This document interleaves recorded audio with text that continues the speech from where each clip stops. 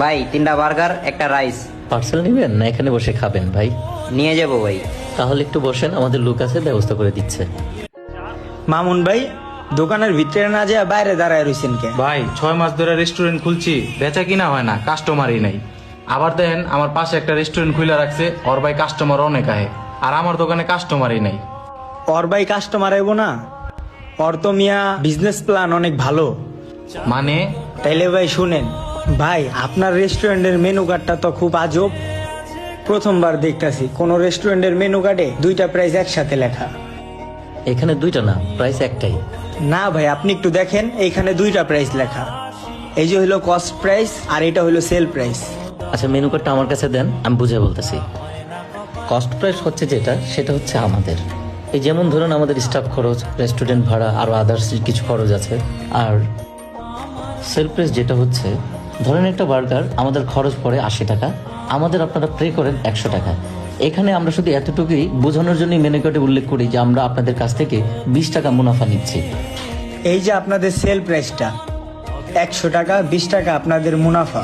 এই যে মুনাফার লাভটা, এটা তো আপনারা এখানে না দিলেও পারতেন। এই সেল প্রাইস আর কস্ট প্রাইস দেওয়ার মূলত অর্থই হচ্ছে এটা, যে কাস্টমার যেন বুঝতে পারে তাদের কাছ থেকে আমরা কি পরিমাণের মুনাফা লাভ করছি।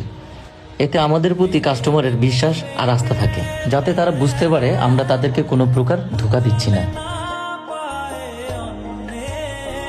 এখন বুঝলেন ভাই, সবার পছন্দ হয় ওর বিজনেস করার আইডিয়া।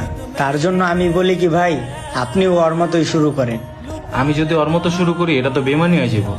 না ভাই, কি বলেন? বেইমানি তো তখন হইব যখন ওরে আপনি না বইলা শুরু করবেন।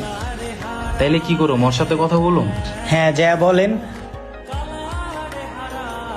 ভাই 3টা বার্গার একটা রাইস। পার্সেল নেবেন না এখানে বসে খাবেন ভাই? নিয়ে যাবো ভাই। তাহলে একটু বসেন, আমাদের লোক আছে, ব্যবস্থা করে দিচ্ছে। ভাই আসসালামু আলাইকুম। ওয়ালাইকুম আসসালাম। ভাই ভালো আছেন? জি আলহামদুলিল্লাহ। আপনার পাশে রেস্টুরেন্টটাই আমার।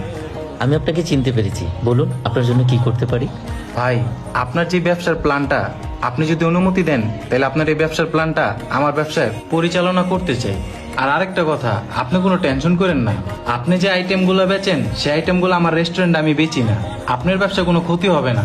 আমার এই আইটেমটা যদি আপনি নিজেও বিক্রি করতেন, আমার কোনো সমস্যা নাই, কারণ আমি খোদায় বিশ্বাসী। আমি মানি সবার রিজিকের মালিক রাজ্জাক, কারো রিজিক কেউ নিতে পারে না কখনো। বরং আমার আরো ভালো লাগছে যে আমার এই বিজনেস প্ল্যানটা আপনার কাছে ভালো লেগেছে। ভাই খুব ভালো লাগলো। বর্তমান সময়ে ব্যবসায়ীরা সবাই একে অপরের সাথে প্রতিযোগিতা করে, আর আপনি চাচ্ছেন সবাই সফল হোক, সবাই যাতে উন্নতি করে।